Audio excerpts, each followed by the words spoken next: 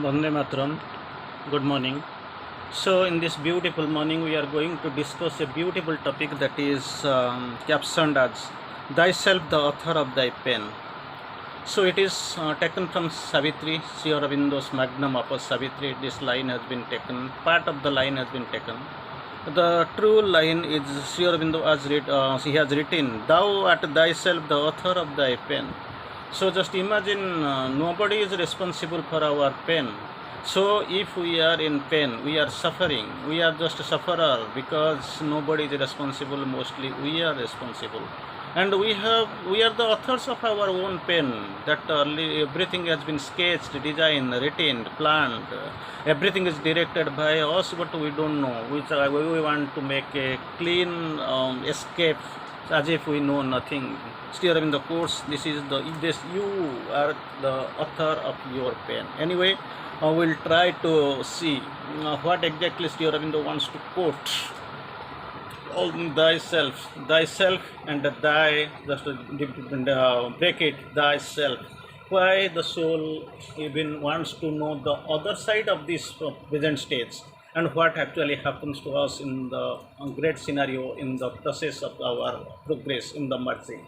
So we'll read everything how Sri Aurobindo beautiful quotes and beautiful wants to define in his beautiful epic Savitri. It is starts like this. Here in the starts, O mortal who complainst of death and fate. Originally, normally, we complainst of death and fate.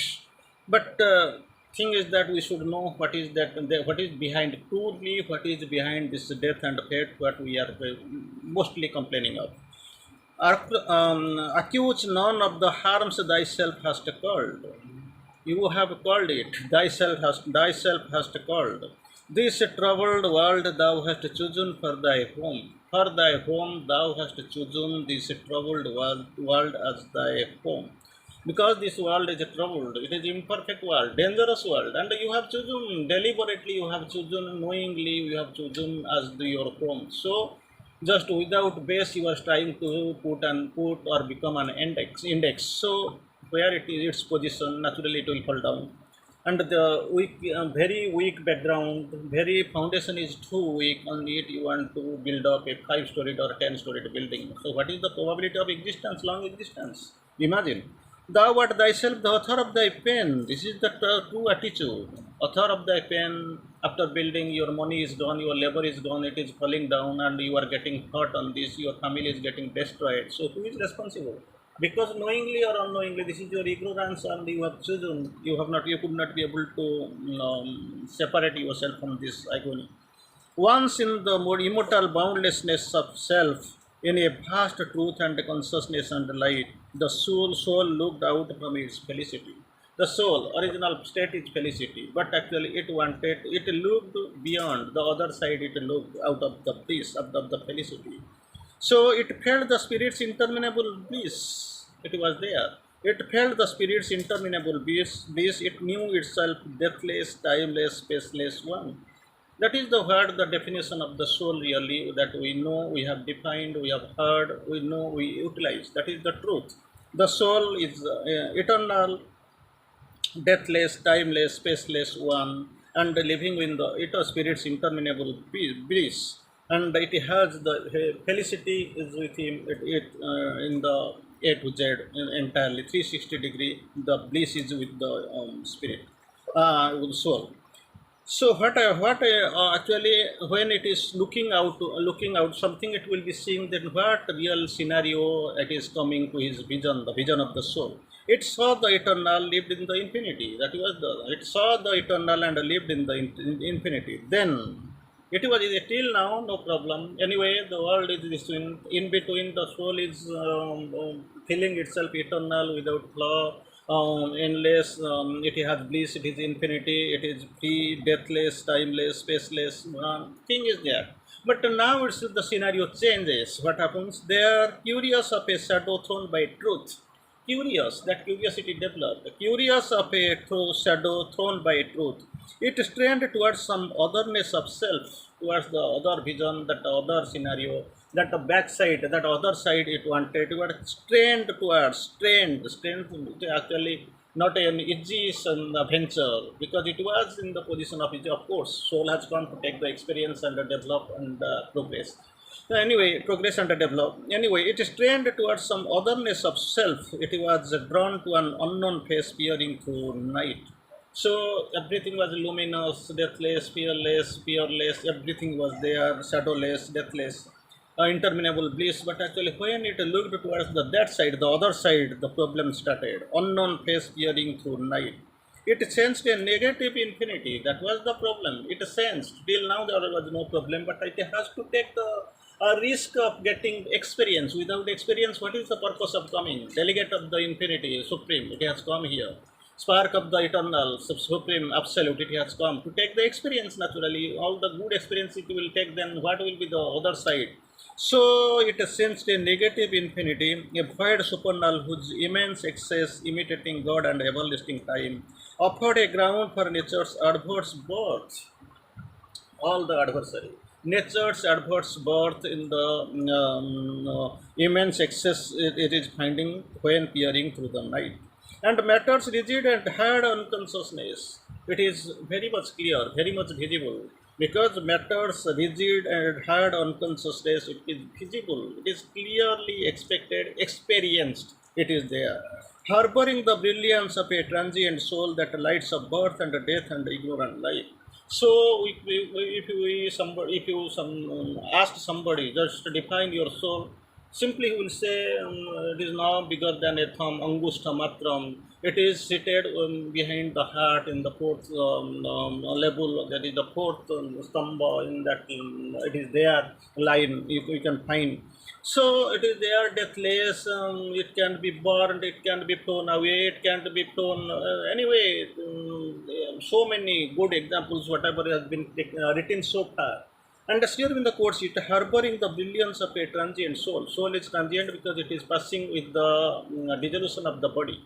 So harboring means just imagine it is size is big, very big. It is like a harbor, too deep, too grand, too vast, and there itself it is stationed, anchored there.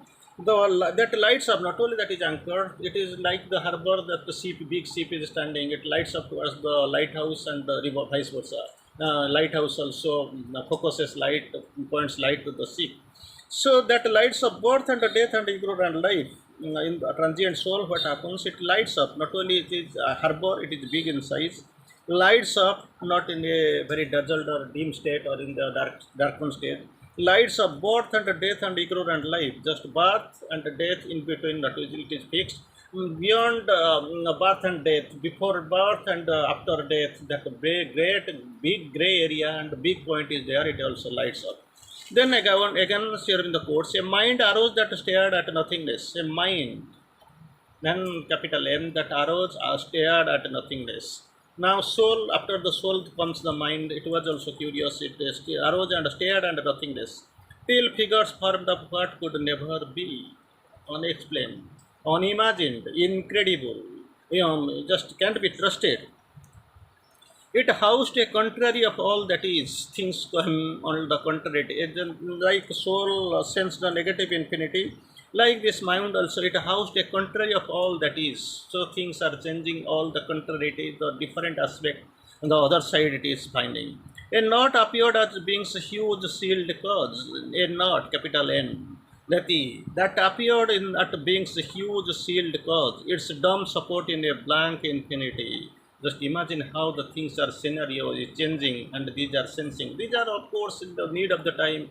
So when it is the need, it is sensing, it is going, it is actually experimenting. Thing is that it is coming fast and we have to see. In whose abyss spirit must disappear. Just imagine how the negation is there, how the contrariety is there. It's how in whose abyss spirit must disappear, a darker nature lived and held the seed of spirit hidden and feigning not to be. Then eternal consciousness, the consciousness which was eternal, it is carrying and it is experiencing from the time eternal. Eternal consciousness became a freak of an unsouled almighty inconscient. Eternal consciousness, it turns, became a freak of an unsouled almighty inconscient, and breathed no more as spirits native air. Everything changed. Spirits native air could not be breathed. Bliss was an incident in a mortal hour. Bliss, the ever occurring bliss at the hidden root of all things. Now, bliss is an incident of a mortal hour, countable, predictable. It can be imagined, just even at the almost at the touch of the hands. A stranger in the insentient universe. Everything is gone, everything is changing fast. This is the thing.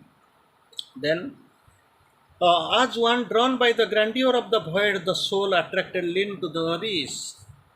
Initial that curiosity was there, that progress was there, the attraction was there, the allurement was there, and it is getting attracted. Soul attracted lean to the abyss, not towards the heaven or towards the light or luminosity, towards the abyss. It longed for the adverse of ignorance. We have seen contrariety, adversity, inconscient. Here also it longed for, the soul longed for the adventure of ignorance. It longed for, there was a, this was the scenario, real changing scenario. At present we can sense it. And the marvel and support of surprise of the unknown and the endless possibility that lurked in the womb of chaos and in nothing's gulfs, or looked from the unfathomed eyes of chance. Just imagine how beautifully Sri Aurobindo has quoted the marvelous event what is happening, taking place. And Sri Aurobindo quotes again, in the womb of chaos and in nothing's gulfs are looked from the unfathomed eyes of chance. From there it is looking. It tired of its unchanging happiness, happiness that is unchanging, it is tired. It turned away from immortality, getting away, moving towards the backside, towards the dark side. It turned away from immortality. It was drawn to hazards called dangerous charm. It was in a comfortable position, but out of this sensing to take experience, it is going to the negatory environment. It was drawn to hazards called and dangerous charm. It yearned to the pathos of grief, the drama of pain. There itself, when it slipped out and inside to the abyss, to this great chaos, this dangerous storm, hazard skull. Naturally, the pathos of a great, it yearned for the pathos of grief, the drama of pain. From there itself, the drama of pain starts. It was rewritten. It was written. It was kept in vague. It was kept in case. It is kept some in secret, but it is coming to gripping. Perdition's peril, the wounded bear escape. The music of ruin and its glamour and crash, the savor of pity and gamble of love, and passion and the ambiguous face of fate. They are started the face. The what type of the savor of pity, the gamble of love and passion, and the ambiguous face of fate. This music of ruin and the glamour and the crash. That was also only was actually the hard in between. And what happens there? A world of hard endeavor and difficult toil. It starts. It starts from that imagination, from a bliss, a rapture of the hour that created the world. Here, what happens? A world of hard endeavor and difficult toil. Initially, we have started the line with like this: "This troubled world thou hast chosen for thy home." Here also, a world of hard endeavor and difficult toils here in the quotes, and battle and on extintion's perilous hordes.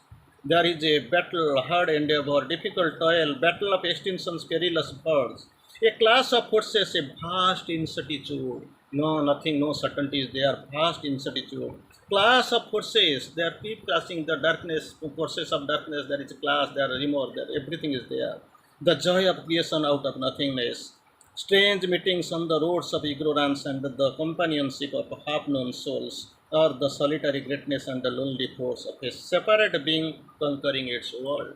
Just imagine everything is turns contrary, vague, dark, ambiguous things there. So anyway, it is to come, thus came, born out of a blind, tremendous choice, the great perplexed and discontented world again, the haunt of ignorance, the home of pain. These are the things taking place, and it is the we are facing staying. Thank you.